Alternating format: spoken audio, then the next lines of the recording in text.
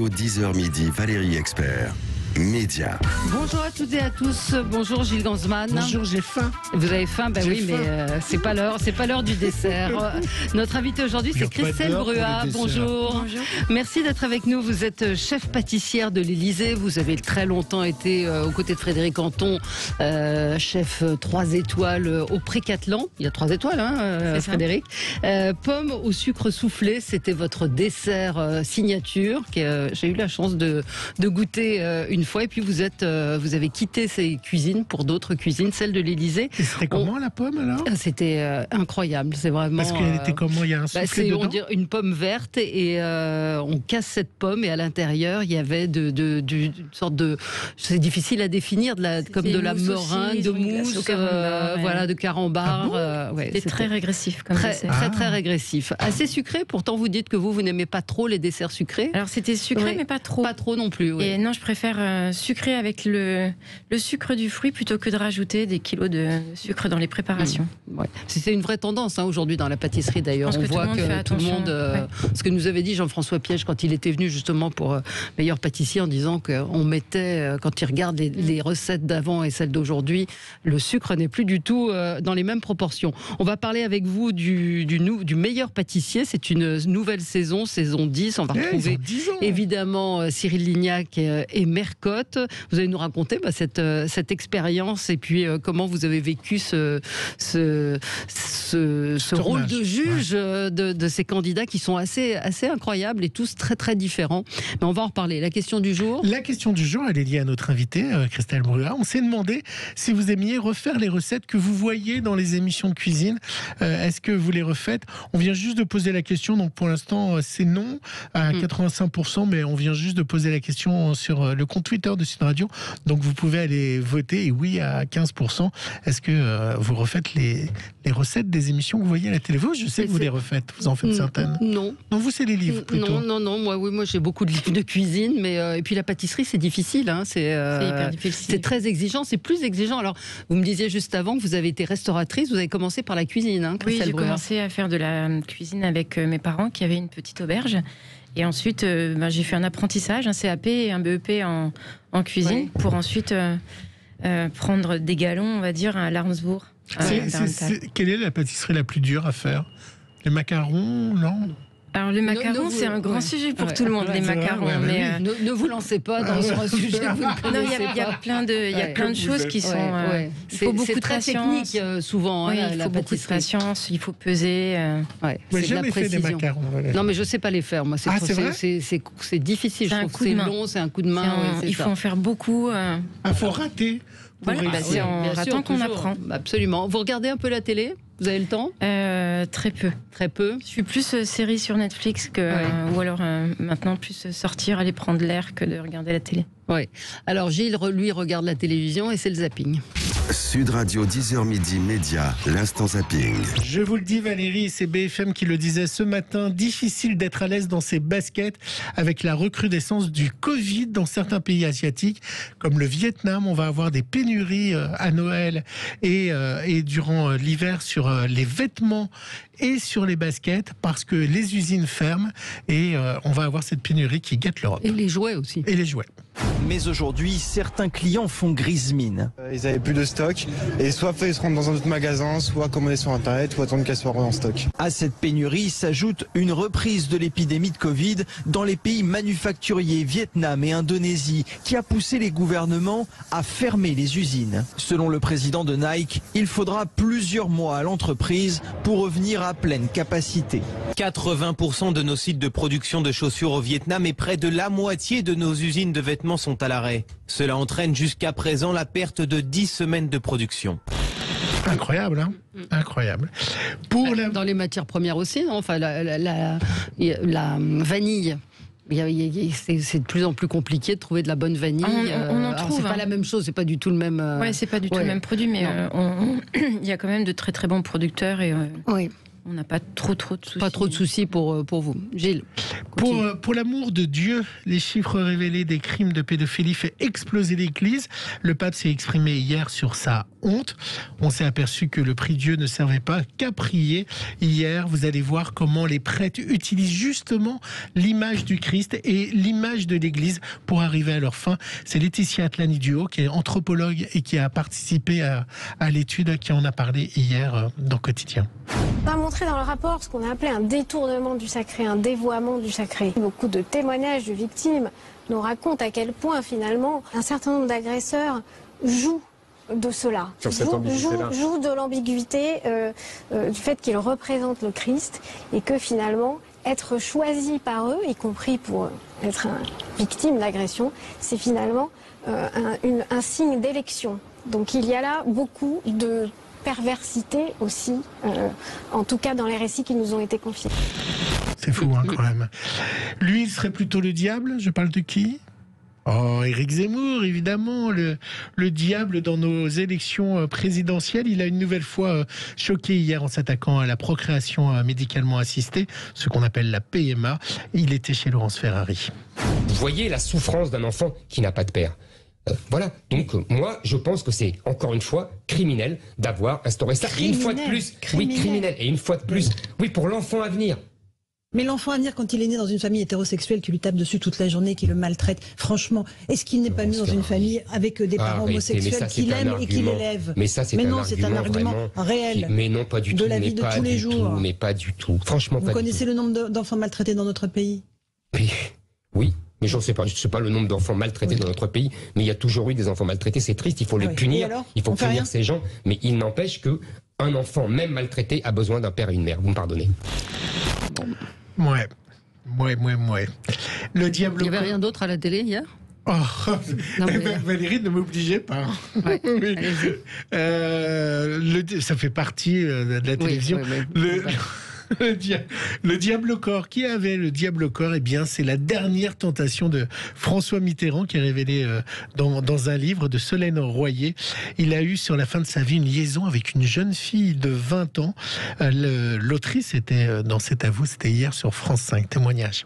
Elle finit donc par la repérer, l'invite à petit déjeuner à l'Élysée, mais ce n'est qu'après sa réélection qu'une véritable relation démarre. Elle a 22 ans, le président 72.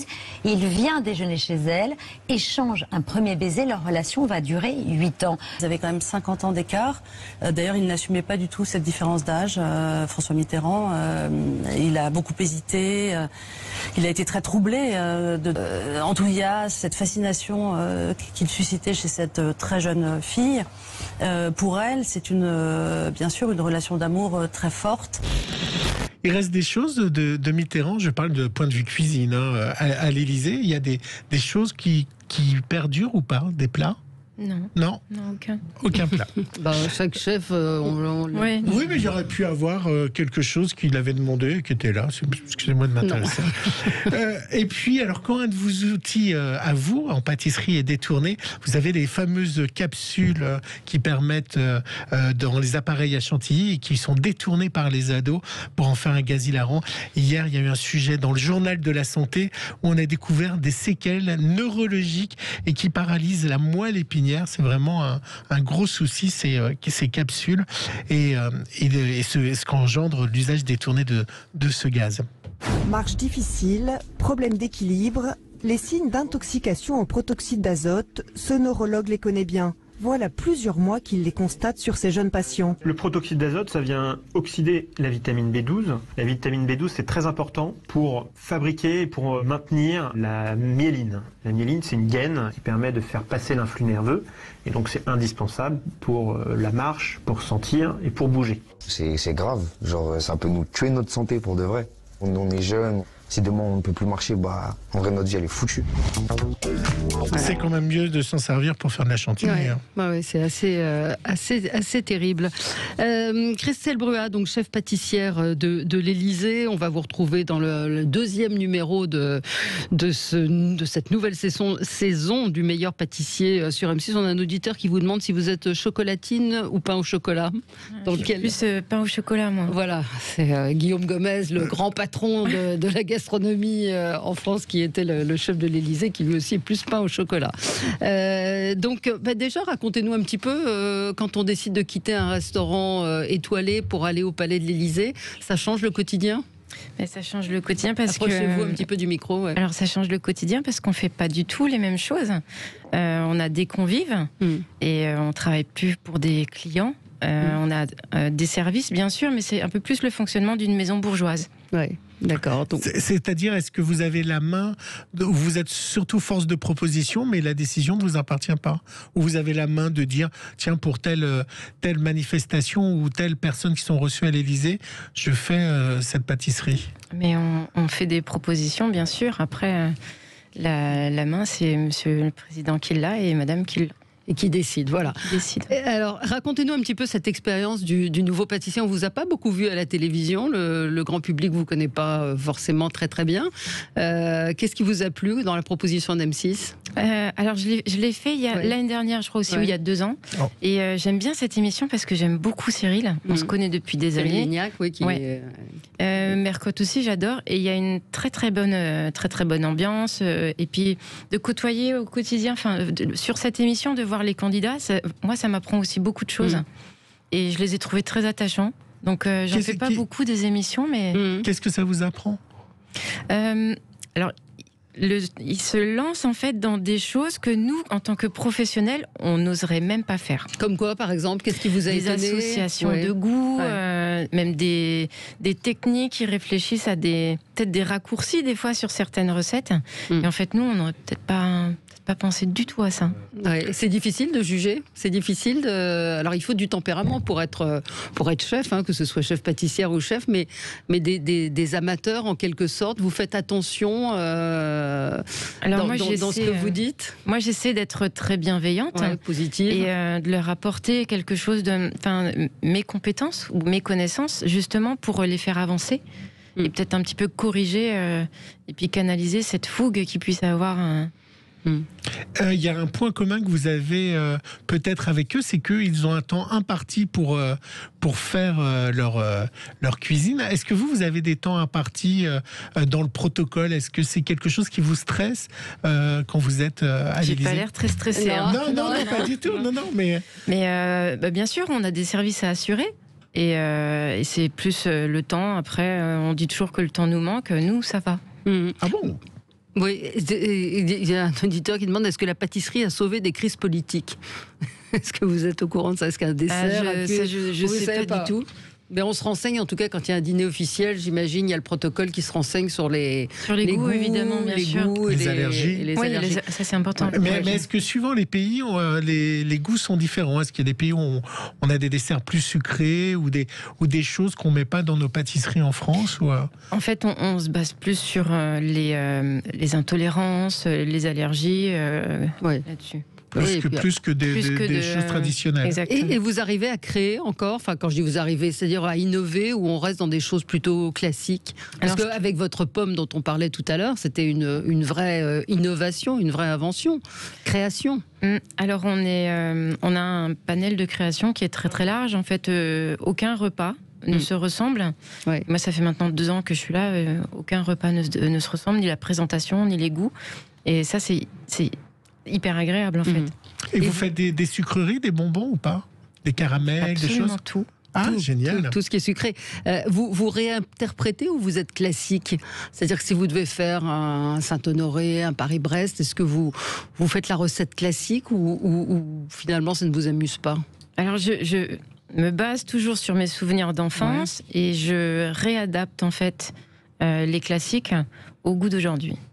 D'accord, vous n'avez pas le droit de parler par contrat du goût de monsieur et de madame à la présidence. C'est pas le sujet du jour. Non, mais c'est normal qu'on vous en parle. Oui, bien sûr. Vous avez quoi comme souvenir d'enfance pour vous, la petite Madeleine? Moi, j'ai le souvenir d'une odeur de caramel que ma grand-mère faisait et qu'elle étalait sur la table. quelque chose qui est très chaud qu'on attend avant d'aller pouvoir manger. Et vous avez su assez vite que vous vouliez être dans la même direction que vos parents, c'est-à-dire qu'il y avait donc une auberge. Ça vous pas du tout. Pas du tout. Je voulais être styliste. Et à la force des choses, mais on se rend compte qu'avec un habit, on peut faire la même chose, on peut faire de la création comme avec une pomme ou n'importe quoi. Et moi, c'est plus parce que la possibilité de faire styliste s'est enlevée parce que c'était très cher à l'époque et tout ça. Que je me suis dirigée vers la cuisine et la pâtisserie.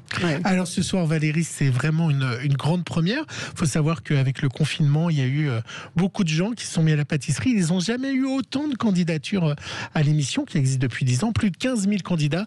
Du coup, ce soir, ça va être très compliqué parce qu'ils vont être 20 et 6 vont partir.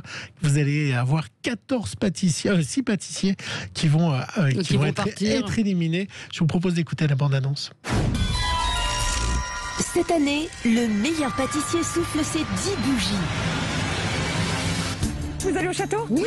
Allez, monte. Une saison encore plus gourmande. Oui. C'est nickel, bravo. Tu mets la barre là-haut? Franchement, chapeau, parce que c'est très très beau. C'est les gâteaux comme on les aime. Pleine de surprises. Wow. Oh mon Dieu, mais c'est trop beau. Oh mon Dieu. Franchement. Pâtissier. Je t'ai mis quelques pièges supplémentaires, comme t'es pro. Ah ouais. Je pensais pas te le dire si vite, mais j'aime ta ganache. Et à saison exceptionnelle, lancement exceptionnel. Sur les 20 candidats au départ, seuls 14 intégreront le concours. Moi, je vais être là-bas. Bon état d'esprit, état d'esprit de sportif. Jeudi, à 21h05, le meilleur pâtissier présenté par Marie Portolano sur M6. Eh oui, c'est ce soir. Pourquoi vous n'êtes pas grosse? Si, je suis dodue un petit peu quand même. Ah, non, vous n'êtes pas deux. Moi alors. Non, ça va. Et vous êtes gourmande ou pas? Très gourmande. Ouais. Très très gourmande. Mais je fais beaucoup de sport. Non, mais c'est vrai que les chefs pâtissiers, ils sont plutôt bien enrobés. Pas tous. Non, Cédric Grelet, Michalak, ils sont pas gros. Alors après, oui, si vous pensez Pierre, Hermé, il est un peu plus enrobé. Mais bon, c'est pas une fatalité. Vous avez cuisiné, vous, pendant le confinement? Vous êtes beaucoup. Avec votre fils? Avec mon fils, ouais. Alors, donnez-nous envie, vous avez fait quoi, votre fils? Mais des trucs très classiques. On avait justement le livre de Guillaume Gomez. Et on a fait tout, les lasagnes, même les coquillettes, même un petit peu de gâteaux. J'ai même fait des gâteaux en vision pour le club de rugby avec mon fils. Ah oui, parce que vous êtes fan de rugby comme nos auditeurs sur la radio. Ouais. Et alors, vous allez aller au match samedi, c'est ça? Je vais voir Racing Perpignan. Et vous êtes une vraie supporter, vous criez, vous participez? Je suis pas pareil en fait sur les matchs, mais j'aime bien, ouais. Camille nous dit très souvent les livres de recettes ils mettent trop de sucre. Je trouve qu'en pense votre invité. Elle n'a pas écouté le début de l'émission. C'est ce qu'on disait. Mais est-ce qu'on peut diminuer la plupart du temps? Est-ce que ça change? Parce qu'on le disait, c'est très technique une recette. Est-ce qu'on peut diminuer par principe le sucre? En fait, il faut compenser. Si on enlève du sucre, il faut compenser par autre chose. Par quoi, par exemple? On peut mettre du miel. Miel, c'est bien. C'est moins sucré, ça rend sucré, ça apporte un peu plus de parfum. Ouais. Et tout ce qui est sucre comme aspartame ou autre, vous faites de la cuisine sans sucre, des desserts sans sucre ou pas vraiment? Ça marche pas? C'est pas que je mets du sans sucre, c'est que je me base vraiment sur le sucre qu'il y a dans le fruit. Dans le fruit, donc du coup mais vous arrivez à concentrer parce que parfois c'est pas suffisamment sucré. Oui, c'est par les modes de cuisson qu'on arrive à concentrer. Ouais. Grâce aux politiques du monde entier, quel est le dessert que vous avez découvert ou qui vous a fasciné? Un dessert étranger? Dessert étranger? Non. J'arrive toujours pas à me faire au pudding anglais. Pudding anglais, ouais. Non, ça c'est pas votre truc. Non.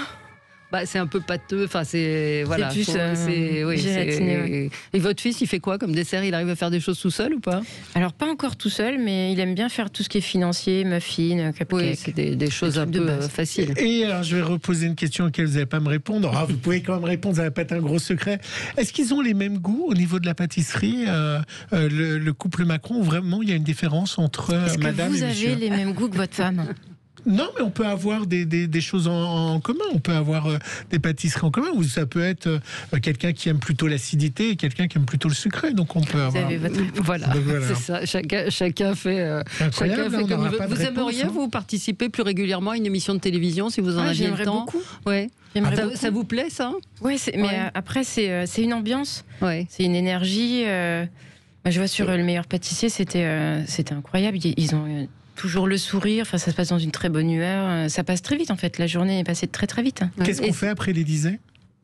On ouvre sa boutique, on fait quoi ? Eh bien, déjà, on travaille à l'Élysée. Oui. Déjà. Et après, moi, je ne peux pas savoir, je ne sais pas. Vous imaginez pas, vous ne projetez pas ? Mais j'ai déjà une formidable place. Vous savez qu'il y a une élection présidentielle, ça veut dire que vous pouvez rester pour le prochain président. Oui. Et pourquoi pas oui, vous allez cuisiner pour Zemmour. Non, mais c'est vrai que les chefs sont restent d'ailleurs. Guillaume est resté assez souvent. Guillaume Gomez est resté longtemps. Celui de Mitterrand aussi est resté assez. Mais c'est une très belle maison. Ouais. C'est une maison où on se sent très bien et on rencontre on a tout corps de métier et c'est vraiment une très très belle maison. Tous les produits sont français en priorité ou pas ? C'est vrai. Oui, c'est-à-dire le sucre, la farine, ce sont des producteurs français. Le plus possible, oui. Le plus possible, oui. Tout ce qui est possible est acheté à des producteurs français. Vous aimeriez ouvrir une pâtisserie ou c'est pas du tout votre truc, la pâtisserie ? C'est pas dans un projet immédiat. Mais est-ce que ça pourrait faire partie de... Ça pourrait. Après, je me refuse rien. Qui aurait cru que j'aille à l'Élysée un jour ? Et comment ça s'est passé ? On m'a fait la proposition, on m'a proposé cette place lors du dîner avec le président chinois. Ah d'accord, donc c'est que votre dessert avait plu. Oui. Et quel était le dessert à ce moment-là ? J'avais fait un dessert avec des fraises. J'avais, je crois, retravaillé la tarte aux fraises meringuées, quelque chose comme ça. Et un dessert que vous n'aimez pas du tout ? Qu'est-ce que j'aime pas du tout ? Le pudding, ouais, le pudding, oui, mais à part ça, non, je mange tout. Vous mangez tout, oui. C'est une gourmande, donc on l'a entendu. On va vous retrouver non pas ce soir, donc ce soir, nouvelle saison du meilleur pâtissier qui commence à 21h05 sur M6. Évidemment, vous allez retrouver Mercotte et puis Cyril Lignac qui a toujours autant la pêche. C'est un plaisir de le voir. Ça, il est bienveillant, il est souriant, il est juste dans ses critiques aussi. Et puis, il va y avoir pas mal de guests qui vont être là. J'ai entendu dire que Gad Elmaleh allait apparaître en bûcheron. Il y a des gourmands qui seront là. Écoutez, on vous verra donc la semaine prochaine. Un jour candidate. Absolument, non. La pâtisserie, c'est pas mon truc. Cuisine, hein. Absolument. Christelle Bruat, donc merci d'être passée ce matin par Sud Radio. On vous retrouvera la semaine prochaine dans le meilleur pâtissier. Merci à vous. Merci beaucoup.